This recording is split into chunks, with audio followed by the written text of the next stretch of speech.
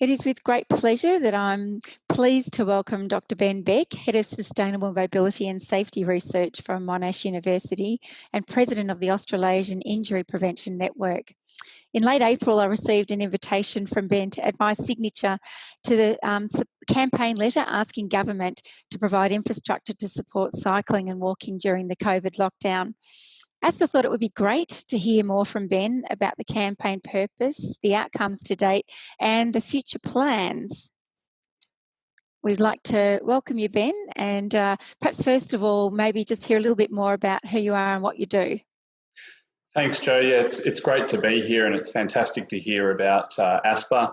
I've got a real strong interest in the intersection between injury prevention and public health. So that's very much around understanding safety, particularly in active modes of transport, that being walking and cycling. And as you've spoken about, I have the role of president of the Australasian Injury Prevention Network, and have a portfolio of work that relates to trying to prevent injury and improve trauma care. Fantastic, thank you. So I'm going to stop sharing and so we can see ourselves. So first of all, tell us about the campaign and what you hope to achieve. Yeah, so in kind of the middle to late March, obviously we were in fairly severe lockdown, and at that stage, exercise was one of the four key activities that the Australian government enabled. And really what we saw was that there were big shifts in the way people were moving about their cities. So a lot of that commuting to and from work ceased, and people were spending a significant amount of time at home. And as a result of that, we saw a whole lot of movement around people's local neighbourhoods. And that was a big shift, obviously, from what we've been seeing. So large reductions in motor vehicle traffic volumes, but increases in walking and cycling around our neighbourhoods. But as a result of that, these large increases in volumes, particularly on our footpaths and on our shared paths, meant that it was really hard to maintain the physical distancing requirements. I myself experienced that. I have an 11-month-old son, and so trying to push a pram around my neighbourhood on the footpaths was really difficult, and it meant that I was having to cross across roads to try and avoid other people, and they were doing the same, or people were walking down streets. And I think it really clearly highlighted to us just the sheer volume of space we give to motor vehicles at the cost for people who walk or bike. What we'd also seen at a similar time was that cities across the globe were really rapidly mobilising to support these modes, and these kind of interventions were very much focused at that neighbourhood level. It was very much focused around enabling people and families to be able to basically exercise and move about their neighbourhoods, and also get to their shops on bike or on foot. But as I mentioned, there was, and there continues to be, real issues with the infrastructure that we provide to those modes. And so what we did and what I led was a large call from over 100 health and transport experts calling on government, and that was both at the federal, state and local level, to enact changes to try and rapidly roll out infrastructure to support those modes of transport. And we were supported by a number of really key organisations. So that included the Heart Foundation, the Public Health Association of Australia, the Australasian College of Emergency Medicine, the College of Road Safety, the College of Surgeons, and a number of other key organisations. So we had this fantastic movement of a really diverse array of academics and really key national organisations that were pushing for these changes. And we did see some movement, which was really positive. And this was obviously not solely down to our efforts, but a coordinated effort across multiple industries and organisations. And really, the first key announcement was a $15 million funding announcement from the New South Wales government. That was a very smartly rolled out campaign that was a two-phase component that related to fairly rapid infrastructure, and that enabled councils to apply to the New South Wales government for $100,000 worth of funding, and then up to $1 million for longer term projects. In addition to that, we've seen some cities, such as the City of Sydney and the City of Melbourne, who have announced plans to roll out infrastructure to support these modes.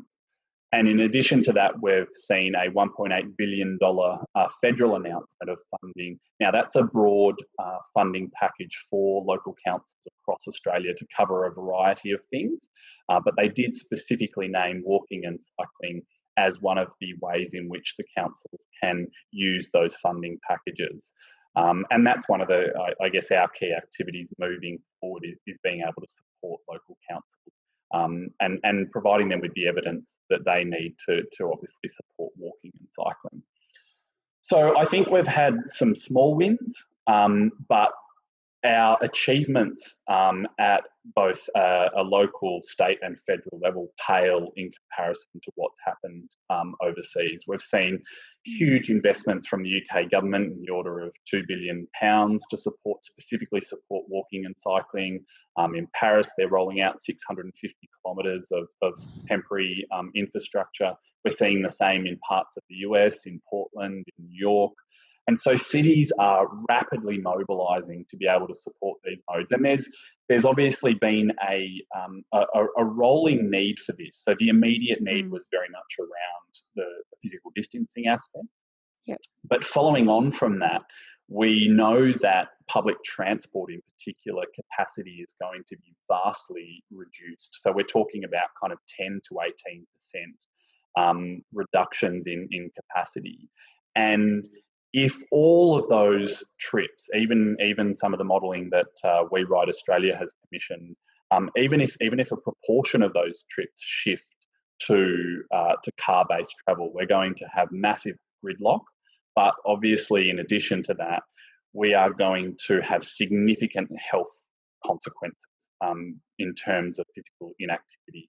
And we're kind of at this precipice at the moment, I feel, where other cities have really mobilised to support these active modes of transport, and we're still lagging way behind.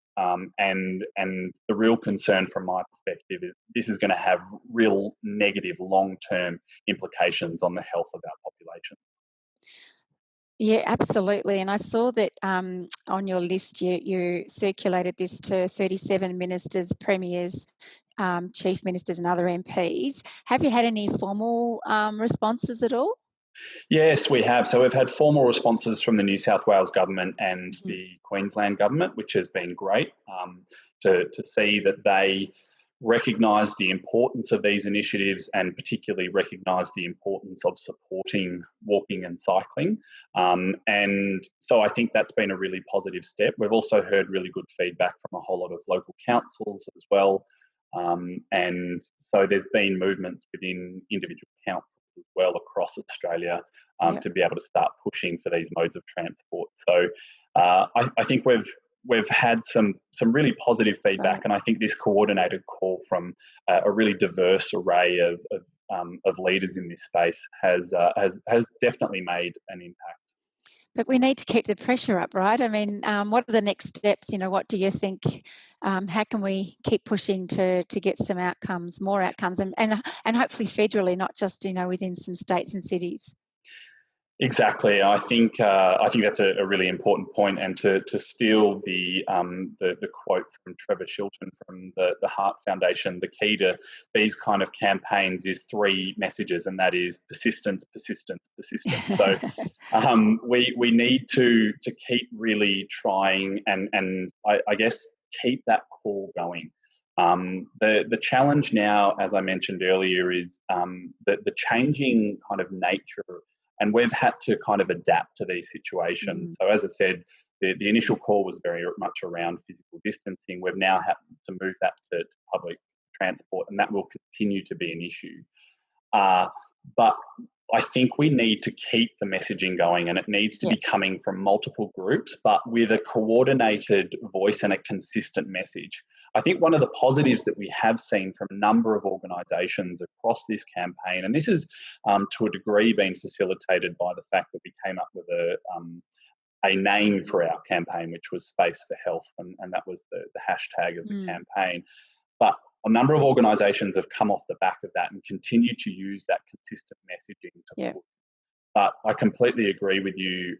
We need far, far greater investment from the federal government.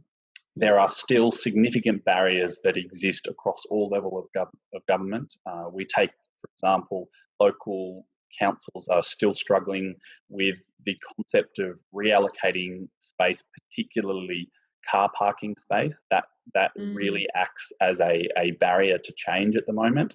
So there's still some of those kind of systemic barriers that we need to address. But we need a far more specific and grand financial support package from the federal government. And there's huge benefits in investing in these modes of transport, as I'm sure everyone knows. Forgetting the amazing health benefits, forgetting the amazing environmental benefits of shifting away from private cars to these active modes of transport. From a pure economic perspective, these are great investments. You have really wonderful return on investment. We can support local councils in trying to kind of reactivate the economy. And it's great when local councils are given the power to try and enact these changes, because they know their communities better than anyone, and are able to roll out the initiatives that are going to serve their communities best. And I agree with you. I think what makes the physical activity community really nervous and anxious is that, if we did get gains, and we don't really have data on that yet, is, you can just see that sort of slipping away through your fingers, and it'd be such a shame to lose that opportunity, given that there potentially is a chance to do some rapid infrastructure changes. It'll be interesting to see what the grants are, and it'd be great through our connections with New South Wales Health and Peter McHugh, who's on our executive committee, to hear about what grants are being applied for and what the local communities are doing in their areas, because that'll be really interesting to see how that goes. And getting some good case studies will be helpful, I'm sure. Exactly, yeah. I think the case studies are going to be really important, and we kind of need a few councils to take the lead. We've seen one council in WA who's already announced that they will use that funding, or a significant proportion of that funding, to support walking and cycling infrastructure, which is absolutely brilliant. And we need other councils to kind of take the lead. But case studies are really important here. We also need to make sure that if we do roll out interventions, we can actually measure the impact of those. And really importantly, from a physical activity perspective, actually demonstrate the benefits that these kind of interventions can have on communities. And we also need to support local councils, and that's one of the initiatives that we're working on at the moment, is providing them with design guides, so examples of what they can roll out from an infrastructure perspective. But we also need to work on this justification kind of component, where we can clearly articulate to them, these are the benefits, and we're not just talking about health here, but in terms of to their local economy, to their local shops. These are the benefits of investing in these modes of transport. Not just now, but obviously well into the future. Well, ASPA is really keen to help, and thank you very much for your leadership, Ben, in getting this campaign happening. I think it's fantastic, and perhaps we can have a link on our website to your Injury Prevention Network website. And I don't know if those design guidelines are available on your through your network, but it'd be fantastic to make those available to share more broadly. Thanks very much for your time. And also, I believe that I'm going to share the screen again. I believe that the letter is still available if the internet will. Yeah, that's correct. Will work for us. Yeah, so the letter's still an open letter, and people can contact me if they want their name added to the letter. It's still growing in terms of the signatures, and we're obviously still keen for support and would love to be able to work with ASPA. Yeah, fantastic. Well, we can also provide that on our website. I couldn't get PowerPoint to behave, but we'll make sure that the link to the letter is also on our website, and people can add to the signatures and keep pushing. Thanks again, and we'll talk to you soon. Thanks very much for having me, Jo. Bye.